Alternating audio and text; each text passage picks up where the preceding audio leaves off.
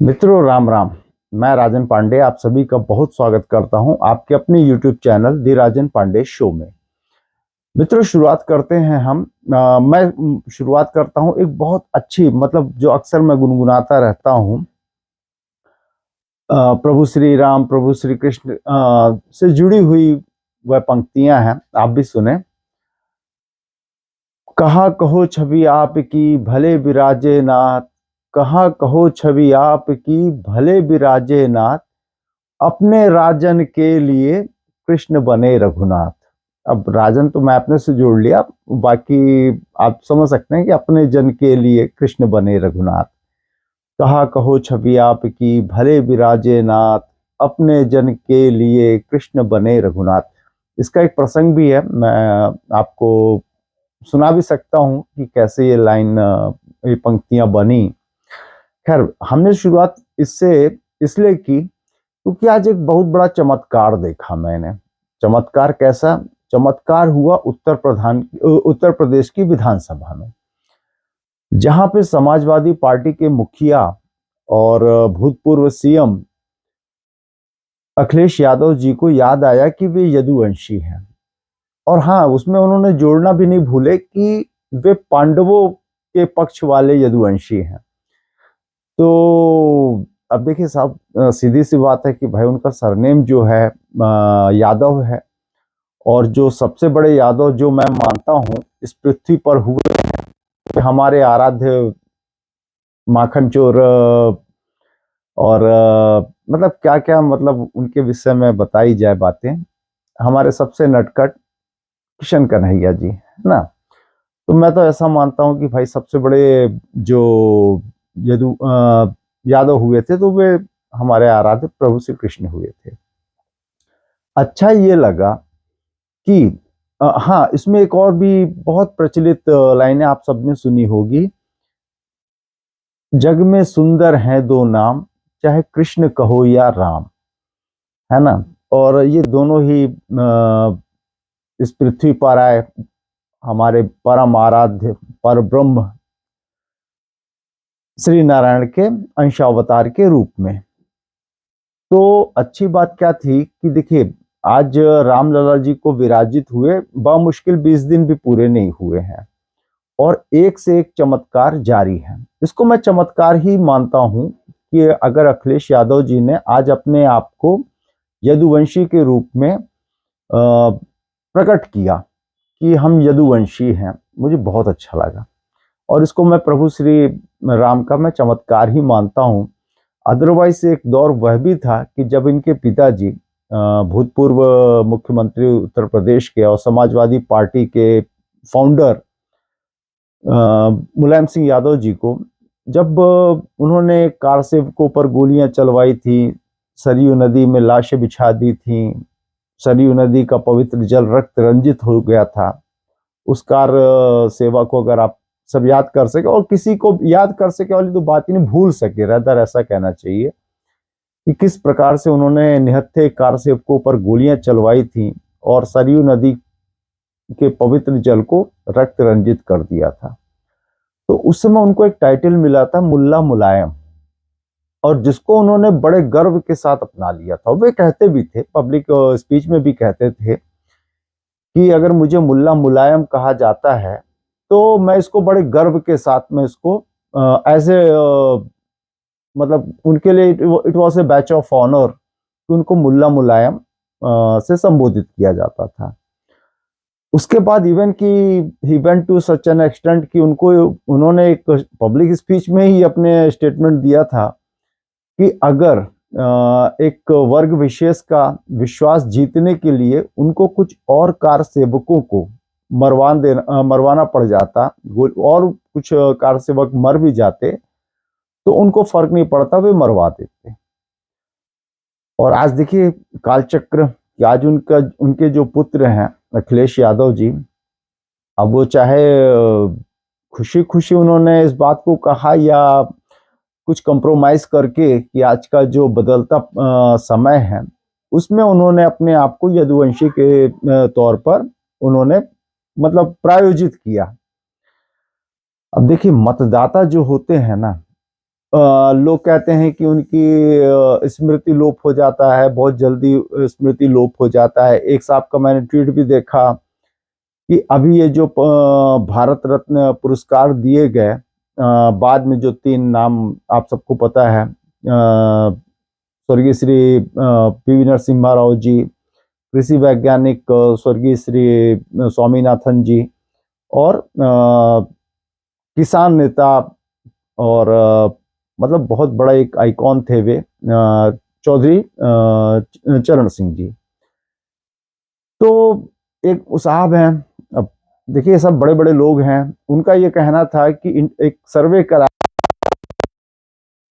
कि राम मंदिर के बाद क्या फैसला, मतलब उनकी सरकार बनने के जो व्यवधान से सब खत्म हो चुके हैं और वे चुनाव जीतने के लिए अब शायद उनको कोई दिक्कत नहीं आएगी।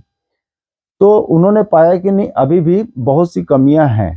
तो चुनाव को साधने के लिए उन्होंने फिर से 3 नए भारत रत्न अवार्ड कर दिए, कि जिसमें जो एक इशारा कहा जा रहा है कि साउथ को साधने के लिए नरसिम्हा राव जी को और स्वामीनाथन जी को, और जाटलैंड और जाट वोटों को साधने के लिए कुछ हद तक जैन चौधरी जी को अपने खेमे में लाने के लिए उन्होंने चौधरी चरण सिंह जी को भारत रत्न से अलंकृत किया। अब ये ऐसी छोटी सोच किसी को भी हजम तो होती नहीं है। और दूसरी बात, फिर आप सबने भी अब तक में तो देख ही लिया होगा कि किस प्रकार से मल्लिकार्जुन खड़गे जी या फिर जयराम रमेश जी, जिस प्रकार से आज जैन चौधरी जी के ऊपर हल्ला बोला उन्होंने, तो वह बहुत ही अशोभनीय था। और जिसका जैन चौधरी जी ने तो जो जवाब दिया सो दिया ही। जगदीप धनखड़ जी, जो कि उपराष्ट्रपति भी हैं और साथ ही राज्यसभा के चेयरपर्सन भी हैं, उन्होंने तो जबरदस्त घुट्टी पिलाई दोनों ही गणमान्य नेताओं को। और रही सही कसर, वो नाम में भी थोड़ा पुरुषोत्तम जी ने, रूपाला जी ने पूरी कर दी।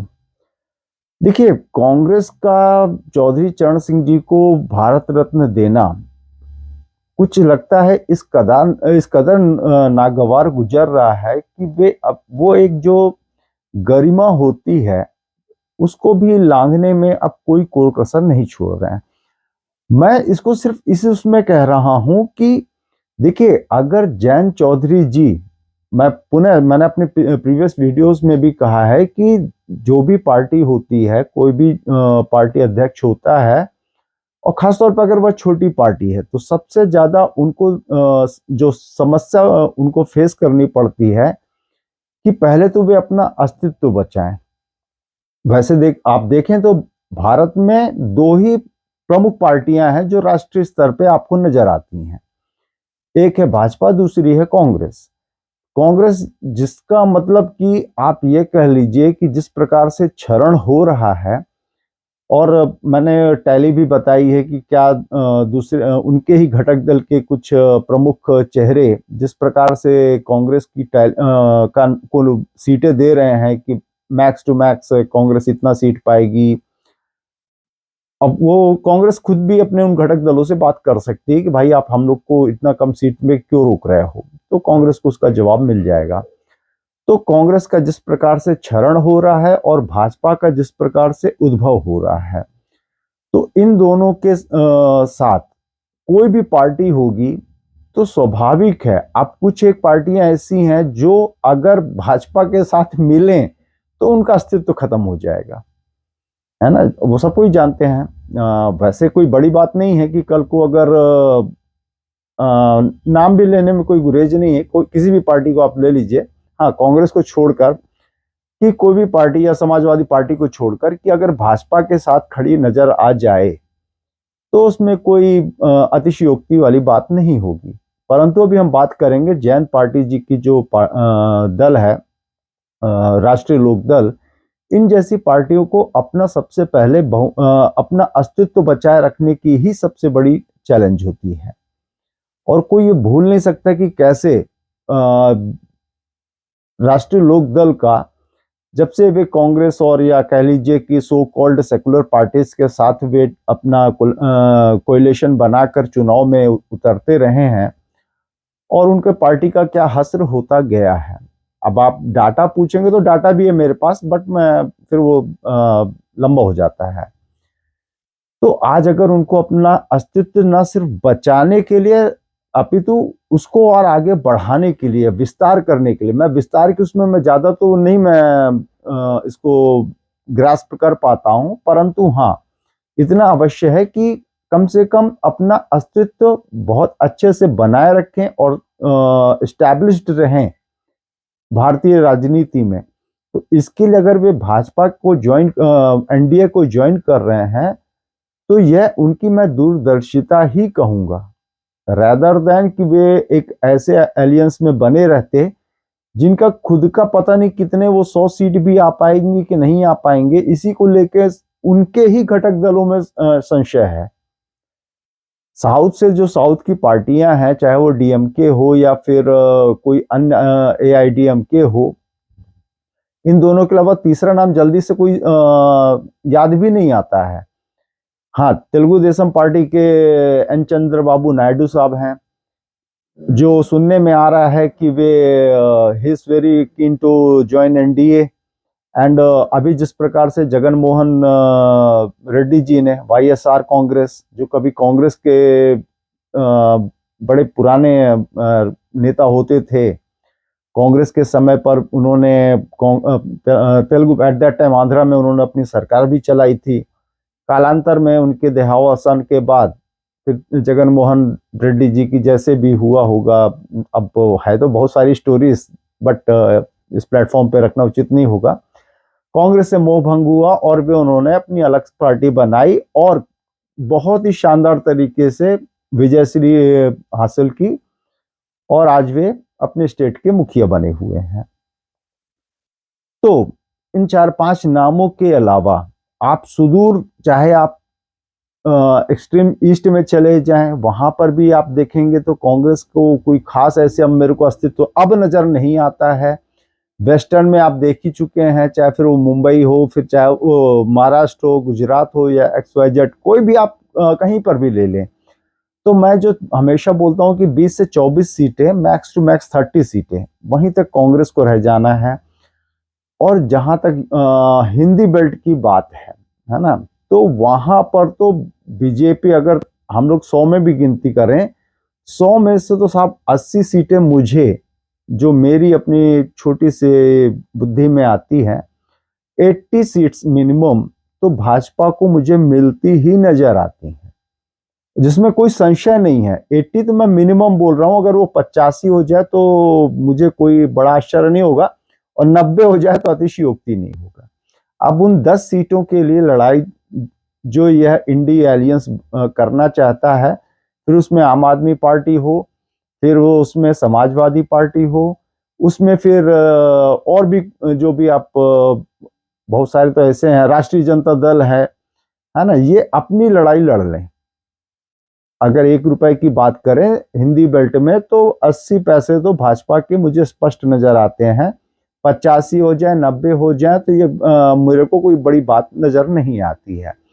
तो ऐसे समय पर अगर जयंत चौधरी जी दूरदर्शिता दिखाते हुए एक ऐसे एलियंस के साथ जा रहे हैं जहां ना सिर्फ उनका अस्तित्व बचा रहेगा, rather I will say कि it will be more concrete one, and he will be able to establish himself in the center as well as in the state as also, Uttar Pradesh.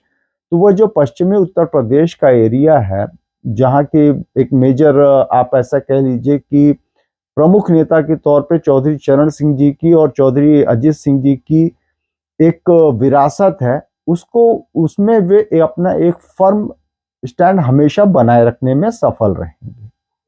The need of the hour for छोटे चौधरी साहब, that is Jayant Chaudhary जी के लिए, तो अभी यही है। और यह उनकी, मैं ये कहूंगा कि दूरदर्शिता ही दिखलाता है। अब बात करते हैं हम यदुवंशी, जो आज उन्होंने विधानसभा में बताया, तो भैया वे अपना, अगर वे समाजवादी पार्टी उत्तर प्रदेश के चुनावों में 10+ सीट भी ले आती है तो आई विल से कि उनके लिए तो बड़ी बात होनी ही, मैं तो ऐसा मेरा मानना है, क्योंकि फिर बहुजन समाज पार्टी है ना, आप उसको बिल्कुल से खारिज नहीं कर सकते। और उन्होंने मायावती जी ने बहुत ही सेफ डिस्टेंस बना के रखे हुए हैं, चाहे फिर वो इंडिया एलियंस से हो, फिर वो चाहे एनडीए से हो। तो मामला दिलचस्प हो जाता है। अब देखिए, अब बहुत से मैं जो अब वीडियोस भी देखता हूं, तो उनमें से फिर जैसे एक उनका समीकरण होता था समाजवादी पार्टी का, MY करके।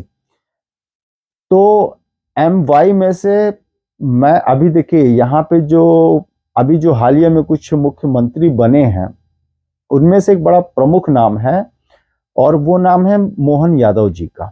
वो मध्य प्रदेश के मुख्यमंत्री हुए हैं, और भाजपा दोनों जगह पर, उत्तर प्रदेश में भी और बिहार में भी, उनका भरपूर इस्तेमाल करने वाली है।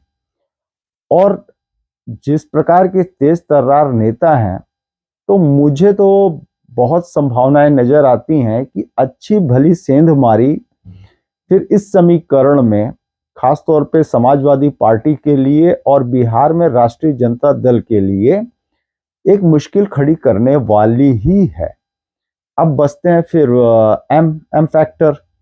तो एम फैक्टर में तो खुद कांग्रेस की ही सबसे बड़ी दावेदारी स्पष्ट है, और जो उनके युवराज हैं राहुल गांधी जी, है ना, जो अभी भी वो एडमेंट हैं कि मैं तो जाति जनगणना कराकर ही रहूंगा, जिसका उन्होंने भरपूर स्वाद लिया है अभी हालिया संपन्न हुए 5 विधानसभा चुनावों में। तो उसमें उनको करारा जवाब मिला है। यहाँ पर बात याद आ जाती है मुझे प्रशांत किशोर जी की, जिन्होंने अभी NDTV में रजत शर्मा जी को जो उन्होंने इंटरव्यू दिया था, उन्होंने बड़ा अच्छा एक तंज कसा था, जिसको कांग्रेसियों ने अब उनकी सोच को सलाम, कि राहुल गांधी जी एक डिफरेंट मेटल से बने हुए हैं। 90% से ज्यादा शायद चुनाव वे अपने नेतृत्व में कांग्रेस को हरवा चुके हैं। उसके बाद भी उनको लगता है कि नहीं, वे जो सोचते हैं और जो वे करते हैं वही सही है, और उसी पर पार्टी भी चलती हुई नजर आती है। तो और उनको जैसा बताया गया है कि Rahul Gandhi is going to be the number 1 choice for M factor, है ना, कि जो एम वोट बैंक है, वो तो सब राहुल गांधी जी की ओर बड़े उससे नजर उठाकर देख रहा है। तो फिर इस स्थिति में समाजवादी पार्टी और कांग्रेस के बीच में ही क्लैश होना है। अब अगर अखिलेश यादव जी इस चीज को नहीं समझ पाते हैं, तो शायद है कि उनके लिए बहुत बड़ी मुश्किल खड़ी होने वाली है। अगर 5 सीटों तक समाजवादी पार्टी अगर सिमट जाए, तो मुझे आश्चर्य नहीं होगा।